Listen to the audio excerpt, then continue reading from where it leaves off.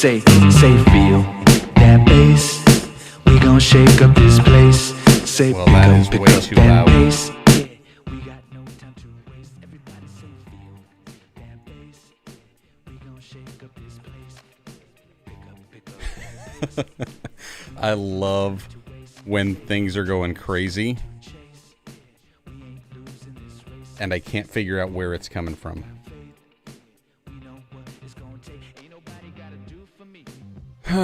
Howdy, folks.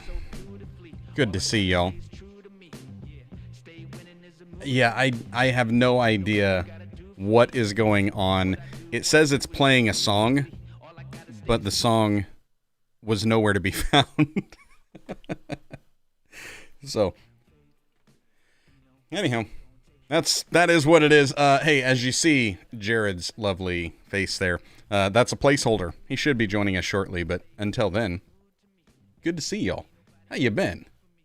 Glad you're here. I don't know what all we got going, but hey, for those that are in the chat, welcome. Good to see you. Good to be seen. Jason, you were first. Absolutely were first this morning, so that is good. And yes, you were waiting, and I am here momentarily.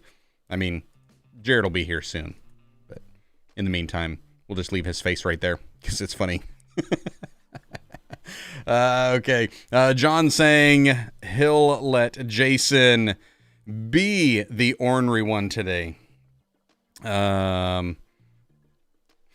BMAC overlay is a little small and fuzzy. It probably is just a little small and fuzzy. It's kind of an interesting thing to try to get this to line up the way that it should be and to make it any larger. I haven't quite figured out a good way. I mean, I can try. What if I did? Let's try.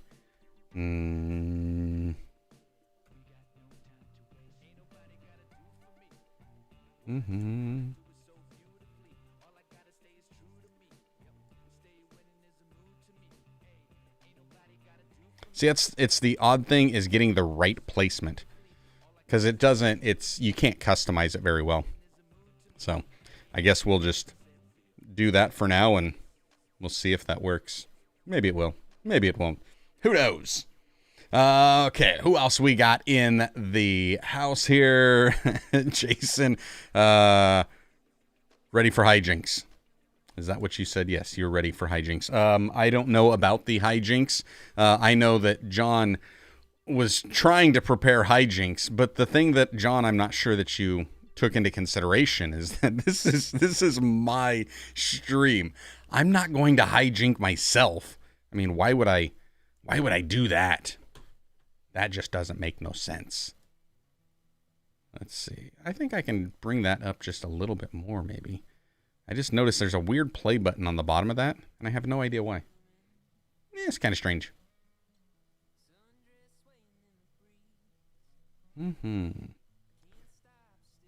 Show me where the center is. There's center. Yeah, whatever. Clint. Hey. Good to see you, Clint. Glad you're here. Dustin saying, please tell me this is Jarrod forever and ever. Amen. It is Jarrod until Jarrod decides to pop in. Although I could always he'll come in via Skype. It'll look something like that other than with his video, but I'll do this.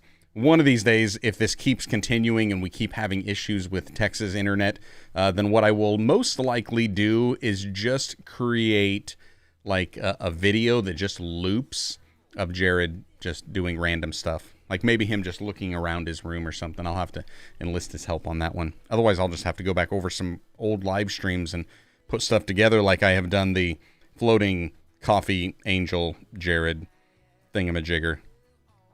So that's my thoughts. Let's see. Dean Lentini in the house. Guys, excited for another conversation. It's going to be a fun conversation, provided that Jarrod joins us momentarily. I don't know if he's aware that we've only got 4 minutes, but I'm pretty sure he is. We've been chatting back and forth. There's always stuff going on here, there, everywhere. And I guess if that doesn't work, then I don't know. I'll have to call an audible on the fly. Mama's in the house saying she is here too. Look what Mom got me. Cool moms have cool kids. I think she's calling me cool. And that's my story, and I'm sticking to it. Think Josh will realize I'm getting him to change stuff right before the show again? Possibly. I might recognize it. I may not recognize it. A play button for floating coffee Jarrod. Oh, that little play bar? No, I don't know what that is, because the floating coffee Jarrod is on something different. But I don't know why that overlay looks that way. I'm also running Ecamm's beta right now, so there's some updates. I don't know what the updates were. I wasn't paying attention to any of the updates, but I figured, hey, we'll just do what we do. So, hey, just to keep things today kind of moving and free-flowing and whatever, if you guys got some questions, if you got some topics you would like us to discuss, well, make sure you let me know. And all of the things by making a mention of it in the comments section. I'm going to be nice to Jarrod. I think he can possibly see here. Here's what we're going to do. Jarrod is setting things up. There we go. We'll just put him in. He's live. He doesn't even realize he's live. Maybe he does. I do think you are muted though, Jarrod, just so you know. I don't know if you even care. Maybe you do. Maybe you don't. So yeah, make sure you guys are letting me know if you have some ideas, some thoughts, some topics you want to discuss. Jarrod and I haven't really talked about what we're going to talk about. You don't want to tell them the thing that we were planning on doing? You want to start with that? I don't even know what thing we were planning on doing. The one. Oh, here. There we go. Boom. The thing that we'd been talking about that we've been waiting to release to them. No, not really. I don't know what you're talking about. You could have said anything. Yeah, I have no idea. I had to look to see if we're still on with my internet connection. I'm like, he's quiet. Did I drop him? Nope, you're here.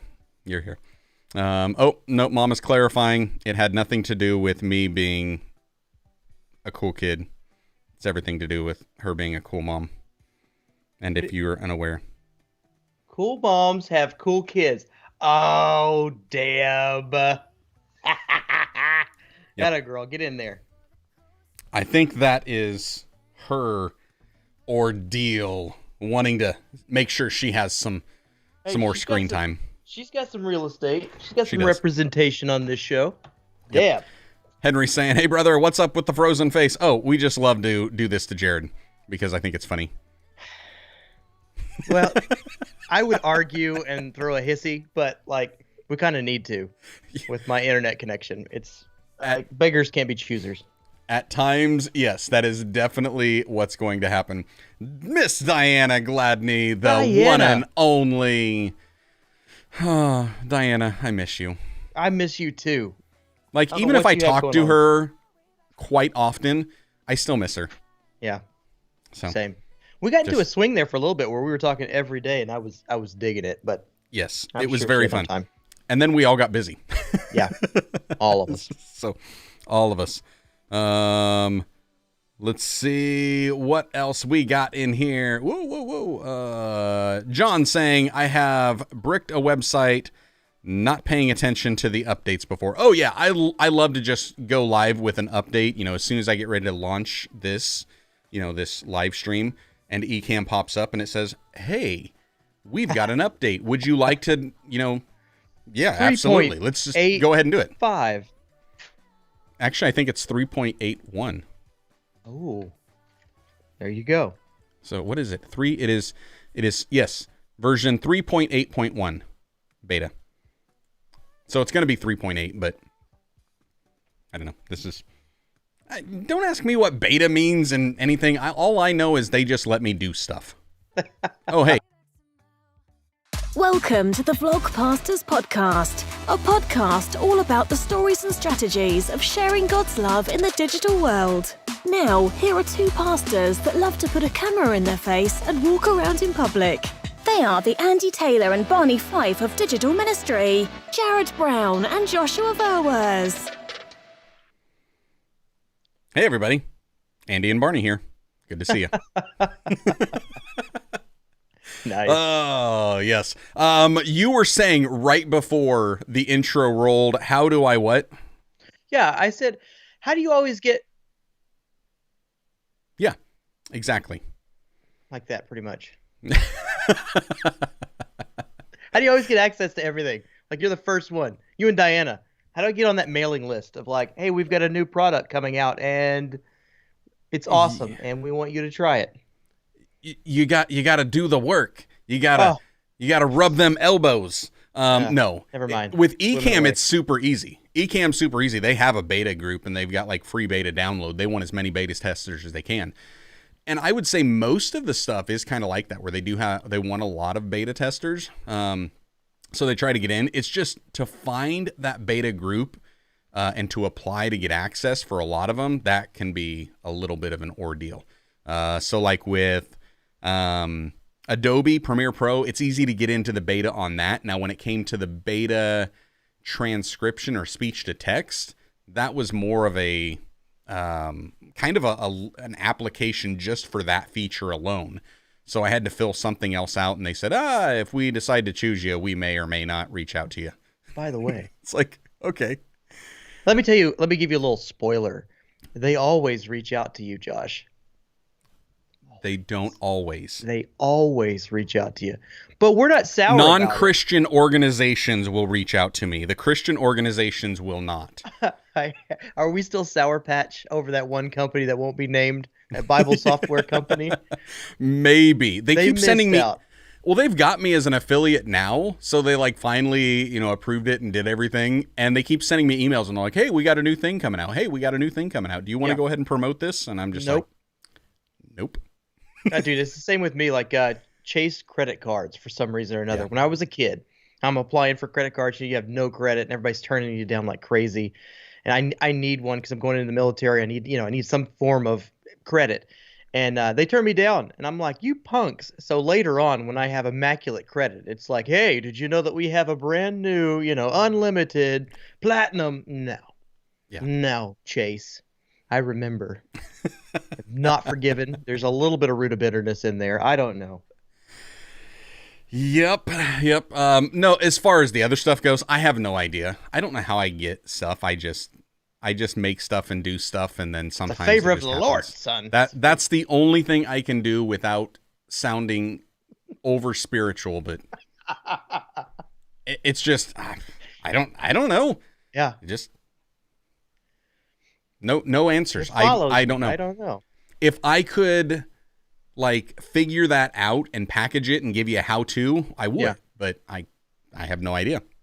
So, although maybe what I should be doing is actually doing more documentation of like writing down all of the different things that I'm doing and the process it takes, because sometimes I've forgotten stuff. So maybe I did make a connection or send an email or find a link here or there. I don't know. Like I know I did that with YouTube. So for YouTube's beta app, that one, it's hit and miss. So every month or so, I was just doing a Google search for YouTube beta, and then I was checking in there, in the Google help forum, and it would say, "Oh, beta applications are closed at this time."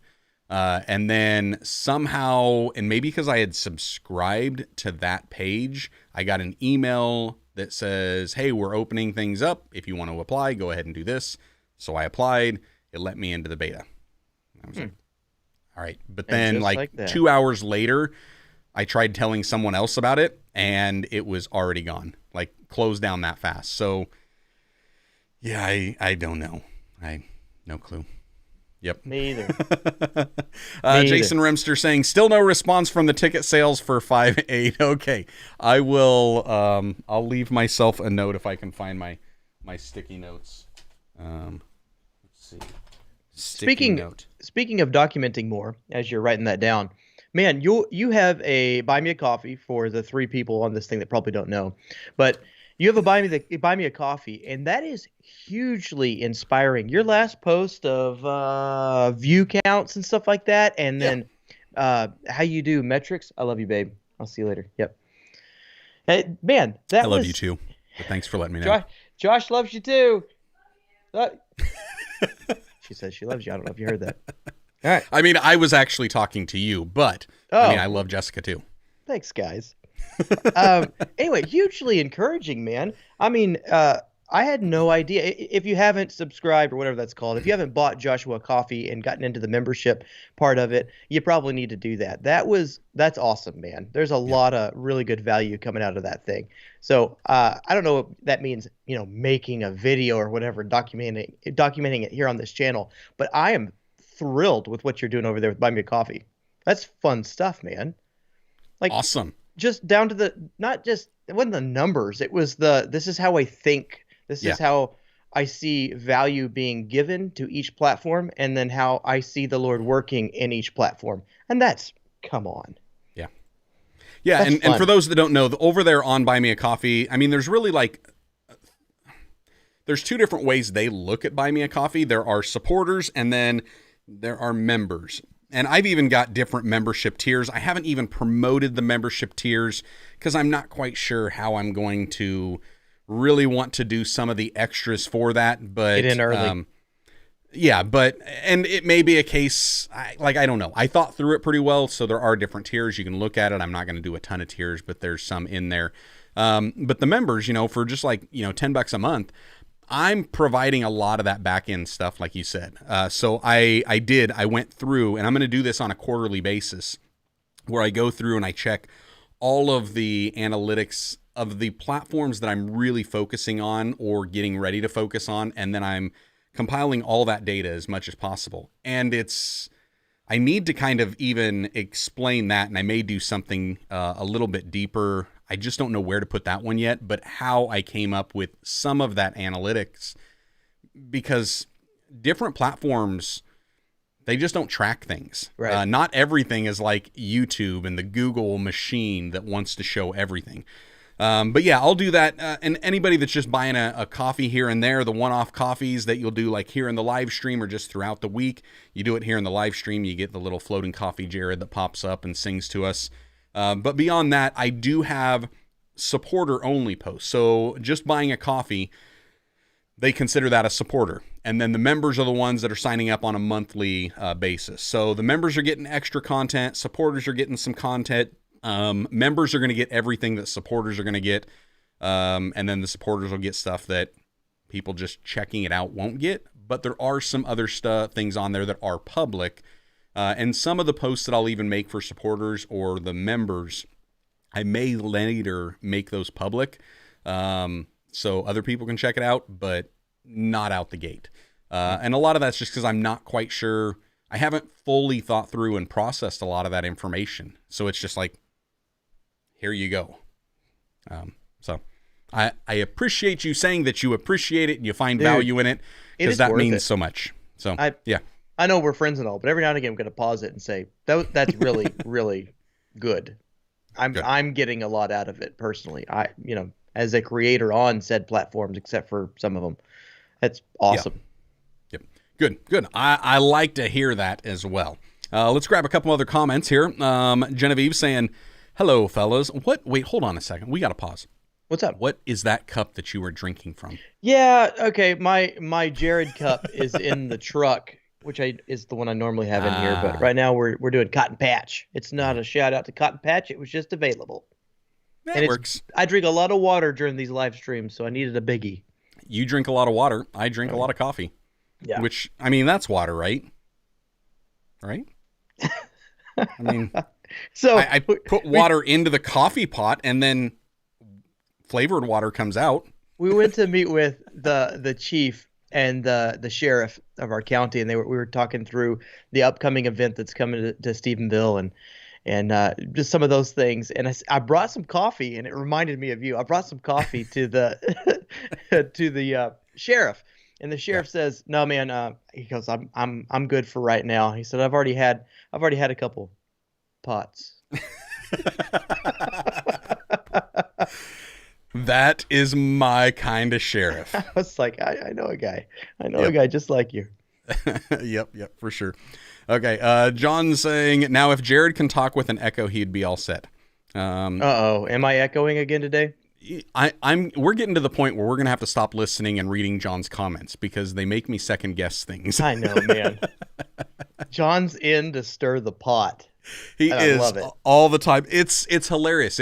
Diana saying she misses us as well, with a nice little heart and a 100. And it reminds me of when I got like banned from Diana's live streams. Because I the John part or yes, the John part reminds me, like, I read John's comment. We're talking about, having to filter him, and then right below him I see Diana's comment, and I'm like, oh yeah, that reminds me of when I went over there and I broke Diana. She couldn't operate at all. Like, it was just done. Just couldn't. All because I was picking on Canon, but they deserved it. So it was pretty sure they deserved it at the time. But oh yeah, Canon it was always deserves it. It's I like, cannot believe I'm over here talking about that. yeah, you have come over to the dark I've side. finally come over, and I'm getting rid of my, well, not getting rid of. I'm loaning my Canons out this week, and I feel bad about it. Because you're giving them an inferior product? Yes, because I'm like, well, if you're wanting to film the stuff that I'm filming, you can't. And if you want to do long form stuff, you can't. I mean, Right. you can, but you're going to have to do a bunch of workarounds. Yeah. And if you're looking at doing live stream stuff, which they are, it's like, yeah, you can't. And anyway. Honestly, I think it's good. I still have my EOS M, the old, original M, and I'll keep that. I use it for thumbnails more than anything else, just because I don't have to switch this around. They're pretty. They're good props. And it works. Like, Canon still does great photography, and if you want photography only, get a Canon. But if you care about video, don't get a Canon. At least until they figure things out. Yeah. So that would be my thoughts. Hey, Henry's got a question. I want to get to it because I think it's going to get a little bit low. It's going to lead us into something. But before we do that, yes, John is saying brewed bean flavored water. So, yes. Yes. I think so. I'll allow it. I think so. I mean, it's kind of water. I mean, isn't it technically a diuretic? So that would be anti-water, like pulling water from your system. I mean, but possibly at the same time, I don't know. It's either Same water time, or I don't really anti-water. I mean, it's one of the two. It's not a hydration. No, for sure, no. Get done running, pound a cup of coffee. yeah, no. exactly. Not so much. But I don't care. I'm still going to drink loads of it because But I it can. tastes fantastic, yeah. It's amazing. Yeah, John was wondering, can you ban me? I can do whatever I want. I'm sure he'll find a way. He just won't read your questions anymore. Yeah, You'll have to text me. It'll be like a shadow ban thing. See, and here's the one thing that I am so appreciative. I know that John sent you a little animated GIF thing. And the thing that I appreciate so much is that you do not have Ecamm. Because if you had Ecamm, you'd be able to do like a virtual cam right now and make that thing pop up. Force it to come up. And you would force it to come up. But you can't. So I'm not scared. I don't care. Did you see it? What'd you think about it? Oh yeah, I saw it. I mean, it was funny. It's not anything I'm going to put up on the screen. That's too bad. I have control of this. It's too bad. But don't you think, how about this? What if it's set button? No, never mind. I got in trouble for this the other day. I need to stop setting things behind paywalls because I think they're funny or I think they're valuable. Maybe you should just hear the outcry of the people. It's worth it. It may or may not be worth it. It's worth it. We will figure that out. All right. Here we go. Henry's question. Needs a soundtrack though. It does need a soundtrack. Yep. Henry says, what is the state of digital ministry, and will this lead to congregation coming back in person? I think that's a great question. Okay. Um, What is the state, like the current state of digital ministry, and will that current state lead to, just clarifying yeah. the question. What is the state of digital ministry, and will this lead to congregation coming back in person? Oh, okay. I'm ready. All right. If you're ready, give us your answer. What you thinking? Oh, what is the current state of digital ministry? Digital ministry, I believe, is on the rise.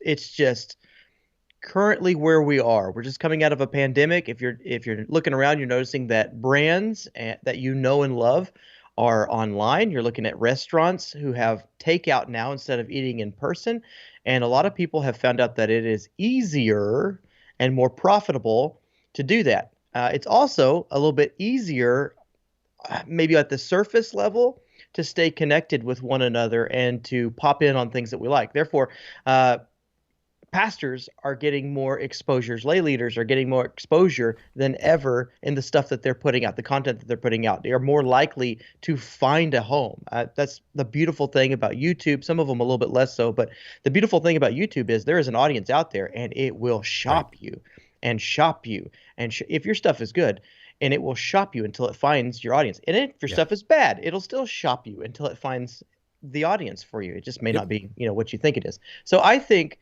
that current state of digital ministry is rising. Now there's going to be to me, my perspective is there's a saturation point where it's like, okay, too much, guys. I'm not too much, but we're not even we're not even cresting the hill of that right now. We're still in the uphill tick. So hammer down for all of you creators out there, you ministry folk, my ministry minded folks who are creating content. Hammer down. Now's the time to seize that mountain. But there's a time and season, and I ultimately think that all of this will cause a burnout of I'm tired of looking at your face online, and there's something new and creative and like you can't really transfer that via video. That happens when we gather together, and it's incredible, and you got to tell your friends, and we're going to show up because the power of God comes and things happen that can't really happen in this static form at current. So anyway, I think there's that swing. Right now, we're riding up the mountain of digital ministry coming into its own. Yes and amen. Now's the time to seize it. But I think there's going to be a crest. I don't know the time frame on that. Lord knows that. Or it'll dip back down into, oh man, it's time to be together again. Yeah. It's a brand new thing that we've never done before. Let's meet together in person. Your thoughts? Yeah, I agree with so much of that. I do think digital ministry is going to keep riding up. And it's because it's ministry. Like it's just ministry. There's no downhill from this.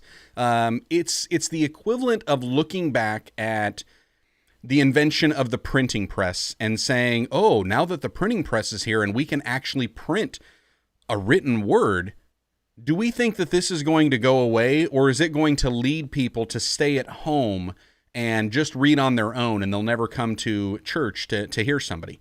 Or when it came to radio, or when it came to television? No, it didn't take away. The only thing that's going to take away, it's not going to be the digital ministry itself. This is where I think churches are just going to need to take some responsibility. If people don't come together at your local church, it's because you're not doing something. You've got to take ownership of it. So either A, you're going after the wrong audience, or B, you're not actually giving them what they need. You're giving them what you want or what you think they need rather than what they actually need. So I don't think it's going to go away. And I do think that digital ministry done right will draw people in. What is digital ministry done right? Don't know. I don't have the answers to that. And I think it's because it's still so new that we don't know. There's so much that's unknown. How are we supposed to do it?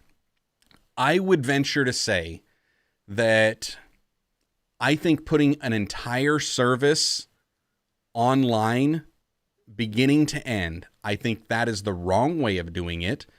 Because at that point, the only thing that we're really talking about that is special that we would want to come in person is a physical connection. And if you didn't realize over the last year, there's this like pandemic thing where we're trying to avoid physical connection. So even in that scenario, that's the only thing that we're doing. And especially when it comes to a lot of the introverted population, which is about half of the population, they don't care about that physical connection like that. So because of that, I think if that's the only thing that we're missing, then we're giving too much in the online forum. I think that just like with what I'm doing with, Buy Me a Coffee, for those that are bought in on this and are wanting more, this is where you need to come to get it. I'm not giving you this where you want it. You need to come where I'm at and where I'm delivering this if you want all of the things. That's something that I think I could see digital ministry really shifting towards, and I would love to see more of that. And that can be segments of your Sunday service that you're keeping special and sacred for that local congregation. Or it could even be something of just like midweeks and Bible studies. And yes, we've done online Bible studies and things like that. You can still offer those online, but I think there needs to be some of that is still special. I think it's a lot like when Jesus would preach to multitudes versus Jesus teaching the disciples. There was something that he kept special and sacred for those. That's where I think churches, ministries really need to figure that out. And there's no cookie cutter for it. I think it's going to depend on each ministry. What is that one special thing that we're not, it's not that we're not able to, we're not supposed to put this online. Right. What is that thing? And then make sure that you communicate to your local congregation, this is for us. And if other people from outside want it, they need to come to us to receive of this. Mm-hmm. That's my thought. You're right in the zone, because I've recently befriended a fella who has an apparel company. We've hit it off. We've had some Jesus moments, that's kind of knit us together at the heart. And he said he knew nothing about background, knew nothing about me pastoring a church, and it didn't care. Just cared about the friendship and the Jesus moments. And he got to looking at, found our church online presence, which is abysmal. It's it's funny that we talk about it here, digital ministry, this is where it's at, climbing the hill, go out there and do it. And I've half done it. And what's Diana, who's usually my biggest spanking giver, she's right. She's like, stop going halfway on it. Yeah. But here's what I found. And to your point about some things are reserved for the congregation. He goes across our websites, our social media presence, and he's like, dude, no offense, but stop. Like in the most loving sense possible. He's like, you're talking, all of it is geared towards the audience that you have. All of it is geared towards, what that group is going through, experiencing, hearing from the Lord, that sort of thing. And what your social is for the world that's looking on. He's like, the people who are there with you every day, they're going to go behind whatever wall needs to be gone behind, the private groups, the section off things, so that they can connect with one another, and they can do their prayer chains, and they already know, and they can stay in the know together. But the outreach arm of your digital presence is, you need to stop.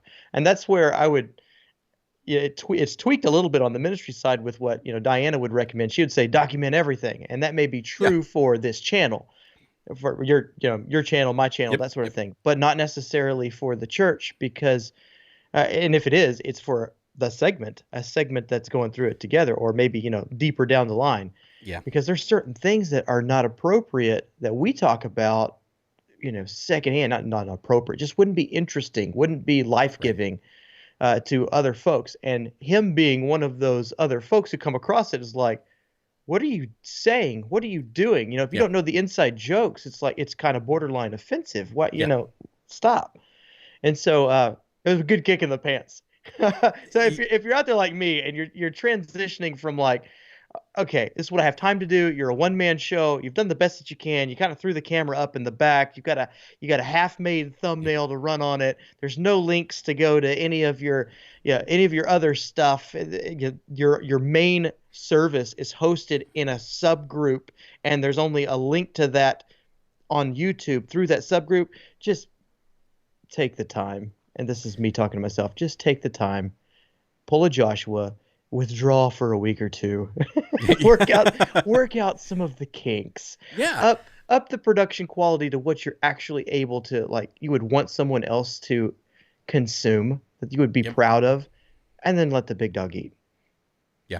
Would you agree? Well, yeah, I definitely agree. And I think a lot of it is, when you're saying work out the kinks, for me, that is to like reassess or reanalyze the situation. And so it's looking at what are we trying to do? Who are we trying to reach, and why are we trying to do it? And maybe in a reverse order, because I usually just start with the why. And it's like, why am I doing this, period? And from that why, it then leads me to, okay, who am I trying to reach? What am I trying to reach them for? And then how am I going to be able to reach them? So I think that there needs to be digital ministry for both our local church and community, but also a digital ministry for the outside world. And then the outside world, think about that from the aspect of, are we focusing on, what type of the outside? Is it we're aiming at the, those that have some type of a church experience, but they're just kind of like sheep scattered without a shepherd? Or is that what we're called to try to reach those? Are we trying to reach the unbelievers? What are we trying to do? I mean, obviously we don't want to be stealing other people's sheep by any means, but if it's a wayward, Christian that's kind of out there and they've just abandoned kind of traditional church format, maybe that's what your local ministry is called to. I think it's important for us to understand that. What are we called to? And then go from there. So I would definitely agree with a lot of the sentiment. Like one of the churches that did it right that I first was made aware of was Church on the Move in Tulsa. And they wound up coming out with, churchonthemove.com. And that one was basically their billboard to those that weren't part of their church already. And so everything they did was about welcoming people, inviting. It had that guest, visitor experience to it. But then they had a separate website that was, I think, cotm.info. And that was built as a web-based app, basically, and it was just for their members. And so it was like a members and a non-members approach of looking at this and saying, okay, those that are part of our church, they're wanting to go next steps. They're wanting to go further. They're wanting to go deeper. But others are just wanting to get an idea of what do we look like? What do we offer? Where do we meet? How can they get something? I think having that type of a strategic approach really clarifies a lot of what we will do online. Like our church's Facebook page, it's difficult for me because I'm typically running everything social media. And you guys already know how much I'm doing under my own name and own brand. And our church understands that even what I'm doing is an extension of what the church has. Right. The church is helping me. It's praying for me. It's supporting me and equipping me to be able to do that. So they see it as kind of an extension. And most of that is geared more towards the beyond our church, not our local church group. But even with like our Facebook page, that is out there. It is for those that aren't really a part of our church. And what are we going to offer through that? But then there's a Facebook group that we also have too. And if I haven't seen your face in church in the last 6 months, you're not in that group. And it's just, sorry. And if that means I'm removing people every 6 months, I'm removing them every 6 months. Because that's more for those that are here and that are walking with, because it's more about the current direction that we're at and where we're going and those things that we would need to build on. And it's just having some of that clarification that I think that's the next step of a lot of the digital ministry that churches and ministers and ministries need to be thinking about, who am I trying to reach? Why am I trying to reach them? What am I trying to reach them with? And then that leads to, where are they at? So when I sat there and I was first thinking about my digital ministry, and this gets into some of the analytics that, you and I were discussing, my first goal was to try to reach those teens. I wanted to hit that 13 to 18-year-old range, because that's the next generation. And if I'm not reaching them, then, man, I'm going to be irrelevant here in just a few years. So I thought YouTube's where they're at. And that's where they were at. And yes, they still are there. But then I quickly realized that wasn't the audience that was finding me on YouTube. Mm-hmm. So after TikTok comes around and I realize it's here to stay, I start jumping in on there. Now, unfortunately, TikTok doesn't give me an age demographic breakdown, so there's no way for me to know. But anybody that's spent any amount of time on TikTok, and then me spending any amount of time in my comments section, I'm reaching a lot of 13 to 18-year-olds on TikTok. And so it was trying to recognize, hey, they're here, so now let me go over there. But it's also figuring out the different delivery method. Mm-hmm. And that's the thing, that even in our churches, like, I can preach the exact same message, but if I preach it the same way to each age group, it's going to start to fall on deaf ears at some point. Like, I can't expect the message that I'm giving to somebody that is, 70 years old and has spent 60 of those years in the church and has seminary education. I can't expect that the message and the delivery that I give to them is going to work on an 8-year-old. Mm. I've got to be able to kind of meet them in a certain way. So I think a lot of what the church is doing, and we as Christians inside the church, especially those that are serving in any capacity of ministry, we understand that concept, that you have to speak to people in a different way to be an effective communicator. Digital ministry is just an online form of communication, and we're not communicating effectively because we're trying to do what we've always done the exact same way. And it's just not going to work. It's a Band-Aid, more or less. It's a temporary fix, and it'll work for a short amount of time. But like you were saying, where I think that there's going to come a point where they're just like, I'm tired of seeing your face.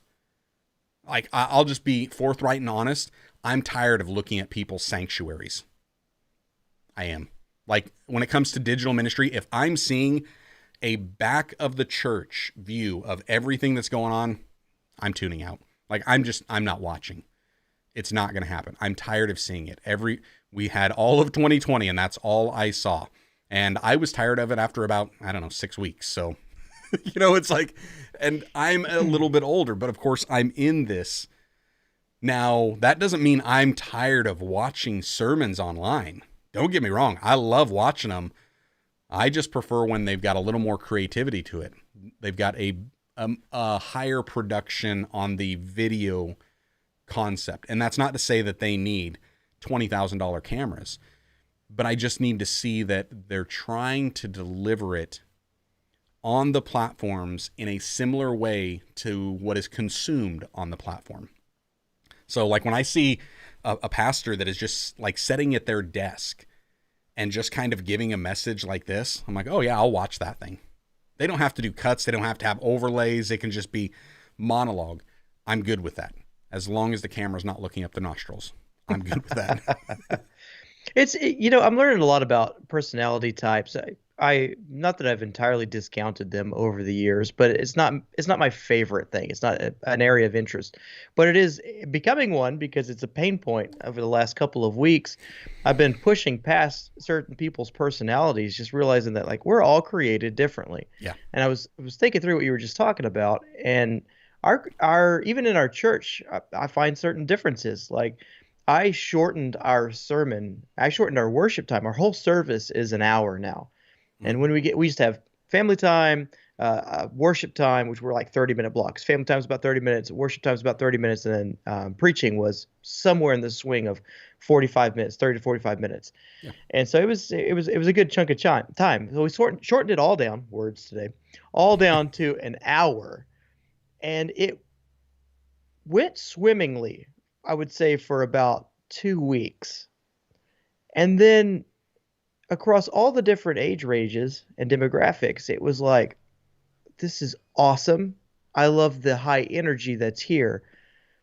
But can we have more? And it's like, of course, that's what small groups are for. Of course, that's what. And so I'm throwing out the band-aids of like, of course, maybe you could try and go deeper here. We'll meet later. And I found myself in a lot of coffee conversations. I found myself in a lot of small groups, which is a beautiful problem to have. I'm not complaining. Right. I'm just saying there's a different flavor for different folks. Yeah. And I can't even say that my church is, the stereotypical or that's the pattern for everybody. It needs to be longer than 15 minutes. I'm just saying I need to be sensitive to, we were at 45, we slammed it back to about 15 minutes of preaching.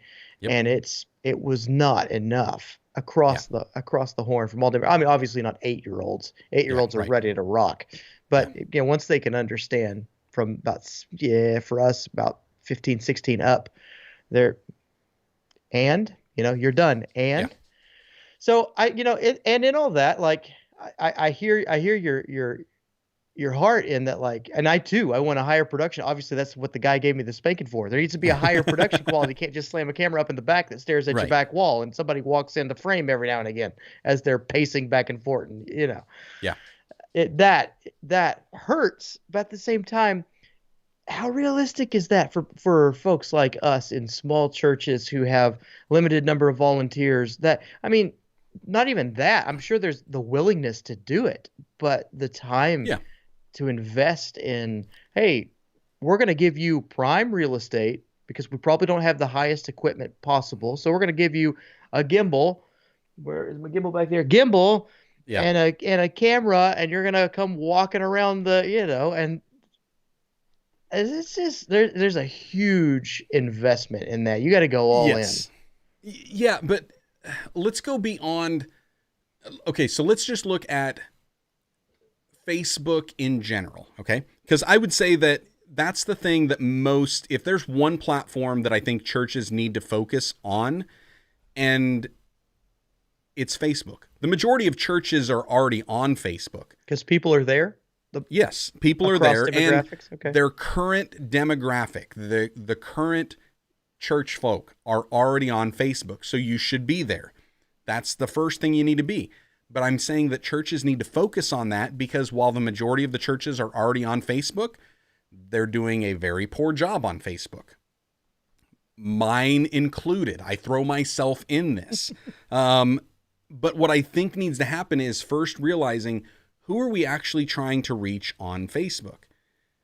Who are we trying to reach with this? If you're just trying to reach your local community, then shut down that Facebook page and turn it into a Facebook group. Just do that.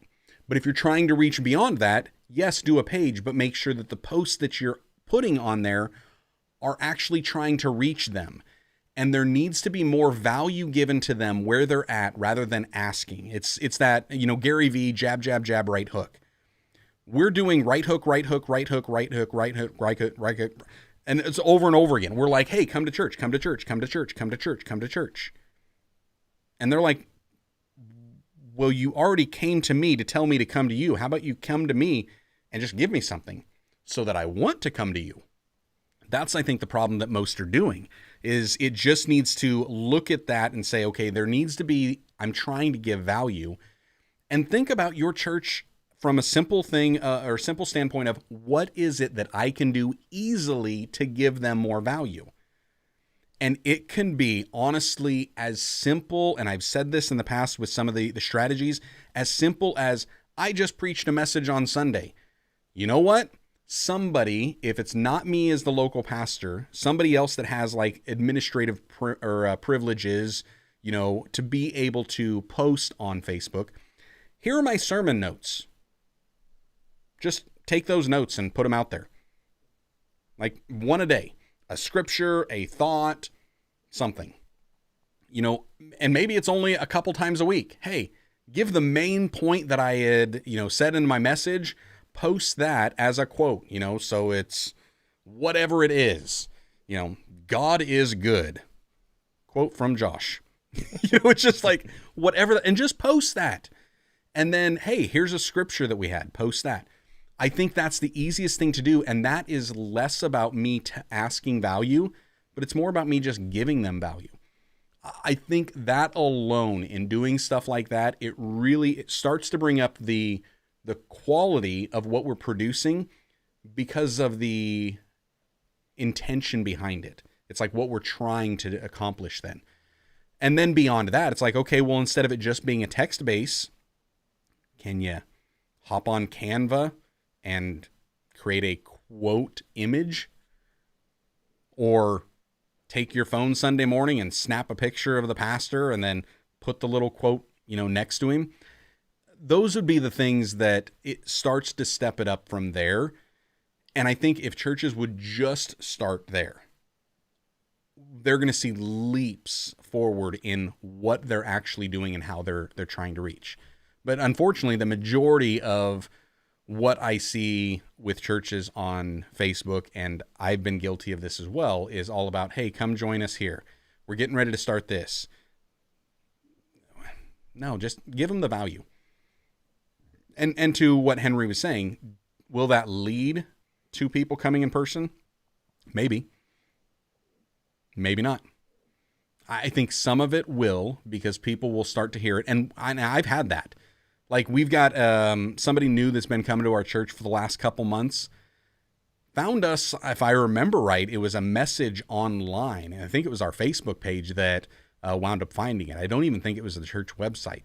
And this was when I hadn't updated anything in 9 months. And I probably wouldn't have even wanted to listen to my own sermon from that far ago. But heard it, and it was like, oh, I don't know as I've heard somebody preach like this before, and that alone was intriguing. Let's go check it out. And I've had other people that do that the same way, where you just start to give them a little bit of value, and it's like, wait, you're a pastor? You're preaching about that? You're talking about that? There's something that's going to help connect. I think a lot of it is just understanding in our local ministries, where's our skill set? Where are our giftings? And there's a certain level that our local congregation resonates with and appreciates and they thrive with. We need to put that out there, but in the manner for those that are outside of the church. So maybe not, like we were saying, not showing everything, not revealing everything yet, but at least making sure that same heart comes through.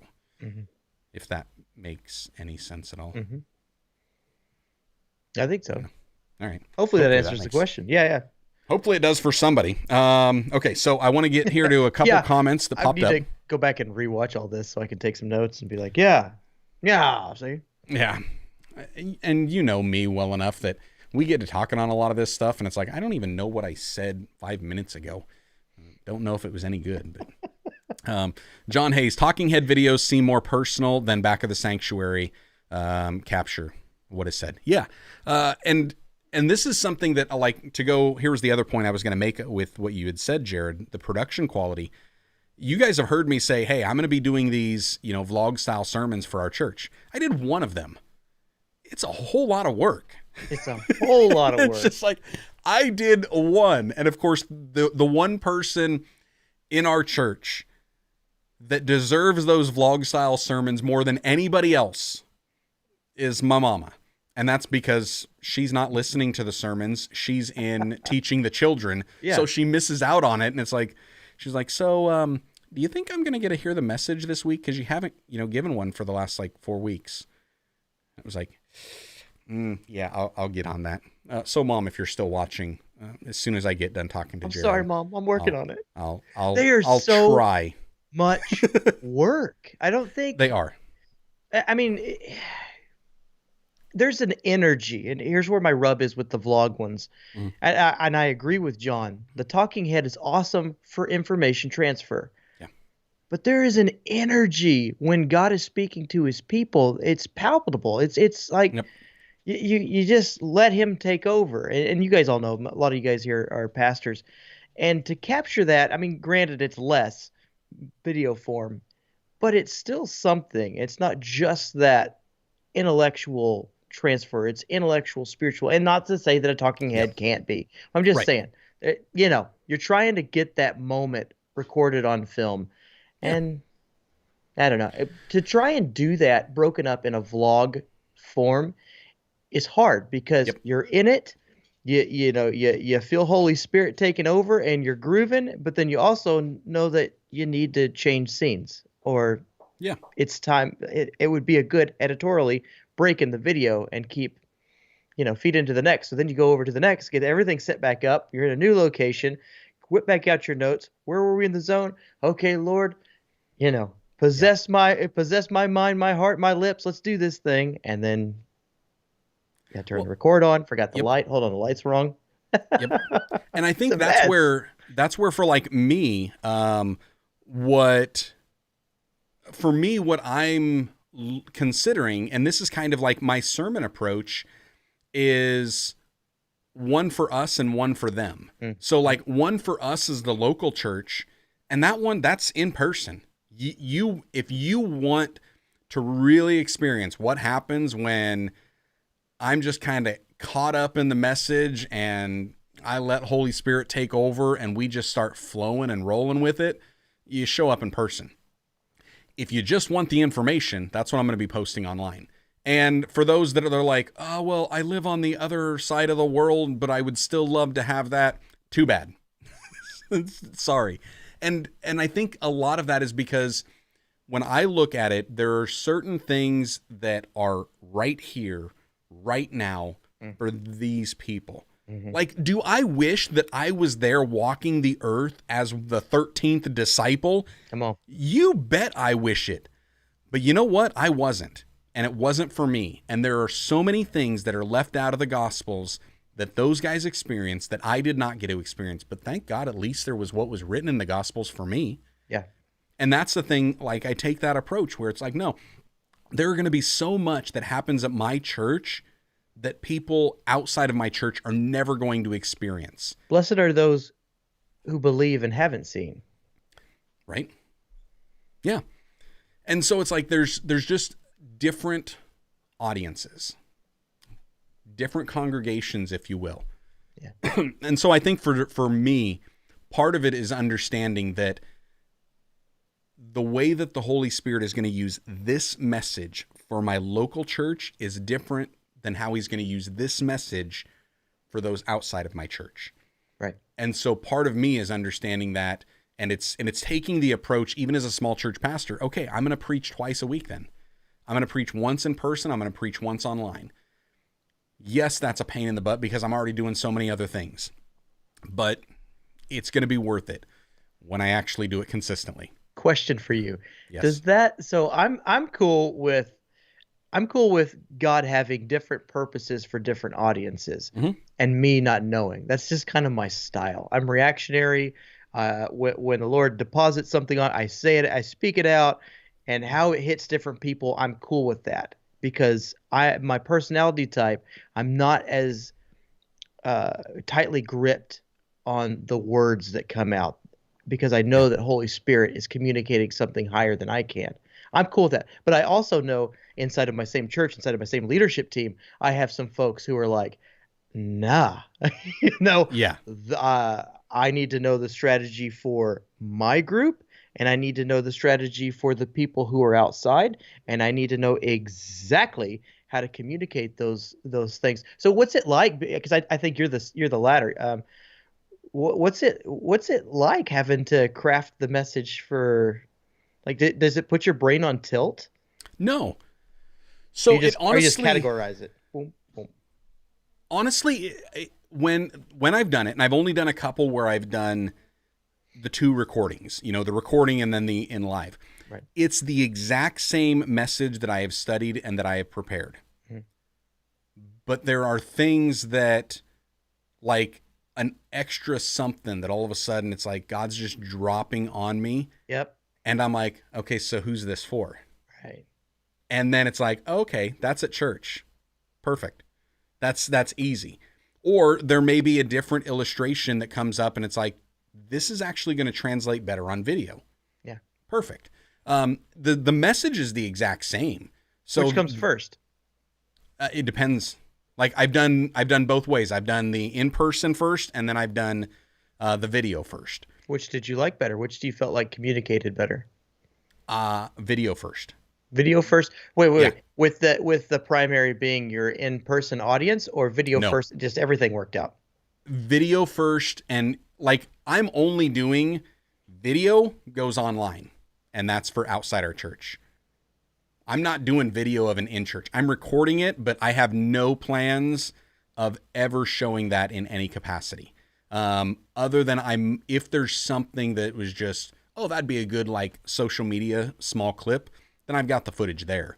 But it'll probably be used more for vlog documentation of, hey, I preached a good message about this, and that's it. Right. Nailed it. So what I found was actually recording that message before I delivered it in person.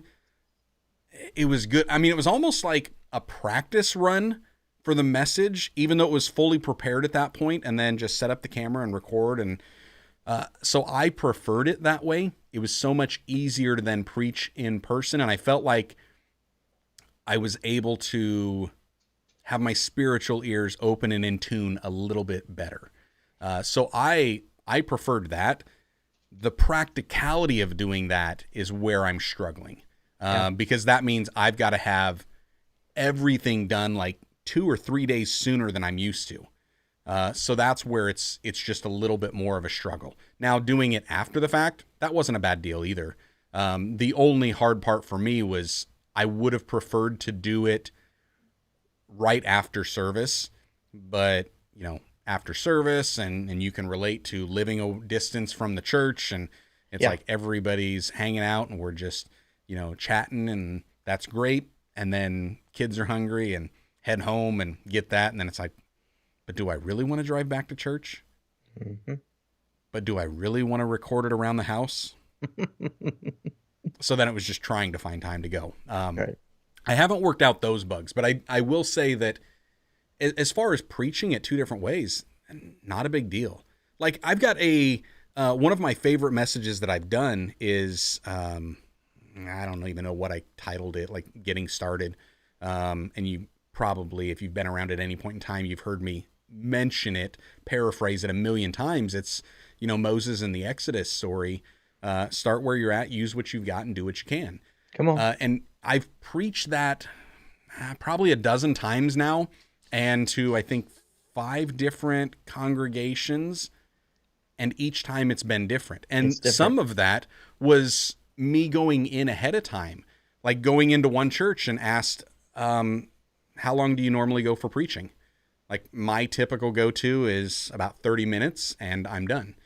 And I go into that church and they're like, oh, no, like if you did 30 minutes, people are going to think that you're robbing them of something. So 45 minutes minimum, hour is probably norm.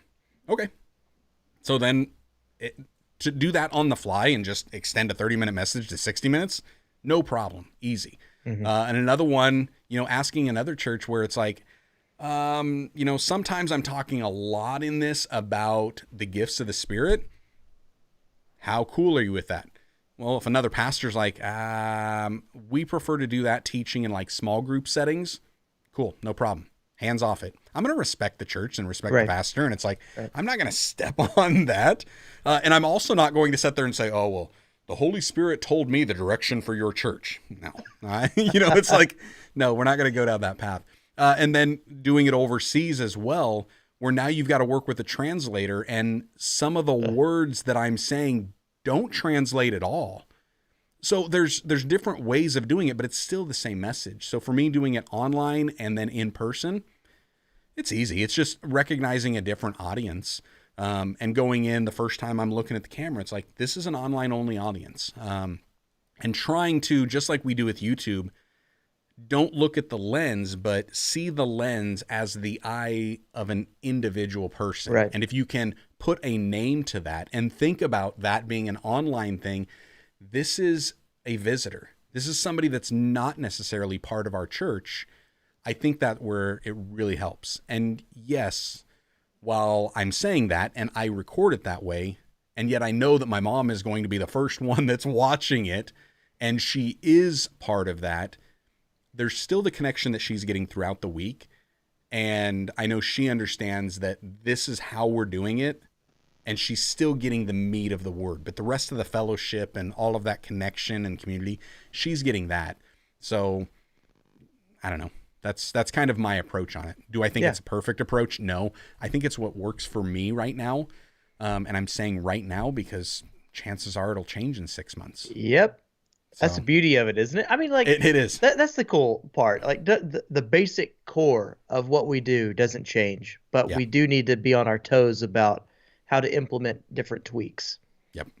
I mean, we're still preaching the gospel. It's to a camera lens, but as you said, tweak it a little bit. You know the people behind it. Exactly. Anyway. Exactly. All right. Cool. We got a couple more comments here. Augie's here. Hello, Augie. Good to see you. Each approach and social media is different on who we're trying to reach. Amen, amen, amen. And if you look at social media, if you look at it as a digital ministry, it's easy to look at it as like a digital missionary, and each platform is a completely different location, almost a different online country. Different language, different approach, different demographics. Is there some crossover? Sure. And especially here in the United States, you can think about that, how we're kind of like the melting pot, and we've got so many different, age, so many different races, so many different, ethnicities, all of that, and each one will receive things in a different way. It's really a lot like that online, especially from a United States perspective, where you travel to one side of the country and it's primarily a certain ethnicity as opposed to the different side of the country, and everything's changed. Very, very much. John Hayes, good portion of our church Facebook page is liked and followed by people outside of our congregation. Yes, and amen. And I think the other part of it is when we start to add the value on our Facebook pages, and it's about just giving the value, it then becomes so much easier for our congregation to share that value with others. Right. Because sometimes they feel weird sharing ask. If all we're doing is asking things, it's like, man, do I want to share, another, hey, come join us at church for the 52nd week in a row? We invite you to come to church for is not providing value. You're asking them to come. When you lead off with that, you're saying, please come. You've asked. Yep. And what you're talking about, giving these little nuggets of maybe inspirational nuggets that they can share with their neighbor, that's huge. Yeah, and if it's an ask that you're going to be sharing, then share the ask that is, how can we be praying for you today? Right. Share that thing all day long and put that one out there, which, I mean, there's an easy Facebook post for every single ministry. Do that once a week. How can we be praying for you today? And then get your church folks to sit there and say, hey, make sure you're engaging with this post and you're reading every one of those and you're praying for those people. That's going to boost engagement too. So there you go. Mom, thank you, Josh. Now I don't have to bug you about it today. It was on my to-do list. Call Josh, last week's sermon. Question. Deb. John saying, Deb, would you listen to the audio-only version of the message? She says that she prefers to just listen if she can't actually be in the service. Yes, and she does that quite a bit. Why I don't just do the audio separately, I probably could in an easy way, especially if I put it as like a unlisted, so then I don't have to edit some of the stuff out. Because some of the times when I'm using illustrations on the fly, or I'll just be preaching, all of a sudden this thought pops in my head and it's like, hey, let's just run with this. It is very much inside joke type material. Right. And so for those outside, it doesn't add any value. And for me, I come with the approach, if this isn't adding value, why is it even there? Just scrap it. So I don't like editing those audio messages, which is why I don't do it, because I'll think back on it, and then I just get so depressed thinking about all the work that I have to do to edit myself. It's like, I don't want to.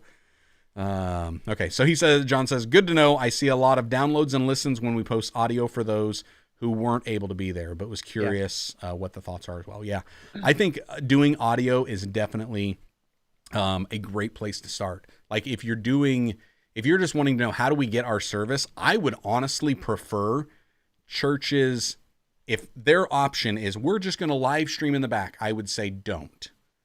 Just don't. Record the audio, upload it, a couple hours later. So if you missed this morning, here's the audio. That would be my recommendation over just a live streamed service. Now, if you've got some type of a production quality in the live stream service, sure. If you feel like you're really supposed to be doing that and giving them everything. But I think audio is definitely something that's there and is an easy way for churches to really get that message online for those that weren't able to be there. So Jason's saying, we like to listen or watch once we get home from the ball fields. Yeah, and that's another thing. Like, Jason's talking, and there are so many families out there where kids are involved in sports or different activities. You've got different families that they may have a split or a blended family, and so kids can only be there, or even sometimes adults can only be there so often. Man, I think even in those, to have something for those is beneficial. And that's where I think the biggest part of that needs to be that word, that message that God gave me. Yes, it's for this people, my local community, but it can go beyond that because the rest of the world can still benefit from this message. I think that secret sauce that we wind up getting, it's not even so much a secret sauce. There are just certain things that come through a in-person service that are almost like ordering off the menu. It's like, this is something that you don't see and you don't typically get unless you're right there. And that's the stuff that I don't know is there's ever going to be a way for us to replicate that. Like the only thing I could possibly think of technology-wise that may start to give some of that would be like a form of augmented or virtual reality. No. But I don't even think that can replicate it. Like, dude. Do I think there's going to come a point in time where we're sitting in our living room and everybody's got like AR cameras and stuff, and all of a sudden I've got my small group and I can see the people sitting there, but nobody's actually physically there? Do I think that's coming down the pipeline? Sure. But I still think there's going to be something that's lacking in it. Here's the thing. And agreed to the max. But it irks me. I'm sour patch about something. I'm sour patch about baseball games, soccer games, football games, sporting events on Sunday. I'm sour patch about it. I don't like it. I wish that parents would say, no, I'm sorry. And I know I'm old, and I know even when I'm saying it, you're like, ugh. And the parents do it to me too. It's like, I'll catch you online. I'll catch you the next time. I'll listen to it on the way. And they don't. Yep. And it drives me absolutely batty. But here's the thing. I'm fighting a losing battle on that. It's not only it's going to be a losing battle. But I also think that maybe it's not, and I've changed my position on this over the years. And I'm always open to being wrong and proving myself wrong in 6 months from now. But I also think, and I've kind of come to the place where I think it's the wrong fight for us. Exactly. Well, I mean, whenever you said virtual, I found myself laughing. I'm like, well, what's the difference? I mean, if there's an attempt to be connected to the body and I'm upset about the form, like, I can virtually see you. I can virtually, I can hear you. I know what you're saying. I know what's coming across. I'm impacted by Holy Spirit, who doesn't need us to be co-located. It's like, never mind. Yep. I don't think these are our fights. I think we're all about open opportunities and building bridges. So as many bridges as we can build so that the people who are truly serious about being connected and they can't be, and they may find another outlet, but they missed it and they happen to catch it via audio, video, virtual, they're still going to feel a part, and we're still going to have that same synced Yeah. element to church. Yeah. Yeah. And I also think when it comes to the sporting events, part of the reason we're facing this battle, and it becomes the wrong battle for us, is it is a cultural war. And the church for far too long has been involved and engaged in cultural wars, which means we have abandoned post on the spiritual war that's behind it. And it's like we're being reactionary and reacting rather than being more proactive and taking the fight to it. And when it comes to the fight in the spiritual war, it's like, what is the weapons of our warfare? What is that? Because it's not carnal, it's spiritual. It's putting on that whole armor. It's making sure that we're getting the truth of God's word proclaimed out there. And so I've also seen with so many different parents that they are committed in their faith to Christ, but all of a sudden they're also trying to give their kids the best opportunities they can. And some of that comes through sports. Some of that is going to lead to a future. It's going to lead to their career. Sometimes, and a lot of the times, it's actually kind of fostering those God-given gifts and abilities that they have. And so they've got the right heart behind it, the right intention. It just comes to how that plays out, where some of us would say, no, I would take a different approach. But their hearts are the same. Mm-hmm. Their hearts are right. And that's where I think we've come at the wrong thing, because we're trying to go after the action rather than the attitude. And if we would realize and check the attitude, we're like, there's nothing wrong with the attitude. They've like, on the surface, would we have an issue with somebody saying, I'm trying to honor God, but I'm also trying to raise my children and give them the best? On the surface, no, there's absolutely nothing wrong with that. But it becomes a case of, well, you got to do this, you got to do that. And it just becomes so much about the actions rather than the attitudes. And I think that puts us in a defensive posture rather than in an offensive posture of just sitting there and saying, you know what, Satan, you want to go ahead and you want to try to take my church members out of church on Sunday? I got a Saturday night service. Exactly. Oh, you thought you were going to keep them away from the word this week? Ain't having it, because I already got prepped and I'm already making sure that they're getting the message. It's already been delivered. At that point, because we're then set, oh, so you just wanted to attack from this side. That's all right. We're already prepared for it. So that's where I've currently taken the position. Now I understand other pastors, other ministers, they take a completely different approach. All right. If you see it that way, great. I don't see it that way. And I did see it that way. I've kind of taken a different approach, but it comes to, what you and I, we were just talking about a little bit. It's the personality types and realizing that there are different types out there. And just because somebody missed it during this time doesn't mean they really missed it altogether. Doubting Thomas, anybody? I mean, he misses it the first time, but he got it the next time. Still blessed. So, yeah, I don't know. Yeah. That's just approach. Okay, so I want to get back here. John was saying you can always post a private link to the sound file and not put it on a podcast. Send the link out to those taking time out of the gathering time or shut-ins, etc. Yeah. Okay, so here's another little point. When we're talking about attitudes versus actions, right? If we're focused on the actions, here, and I'm just throwing this little nugget in, and all of a sudden my computer, I'm just looking at my PC, just shut down for some reason. Attitudes versus actions. If we're looking at the approach of people that are shut-ins, disabled, elderly, in nursing homes, they can't physically get there. Right. If we're approaching the actions of saying the action is if you're not here on any given Sunday, then, well, it needs to be consistent all the way across the board. And if then we're saying, oh no, because they have a different heart, they would be here if they could be here. Okay, so now you're saying where the priority is.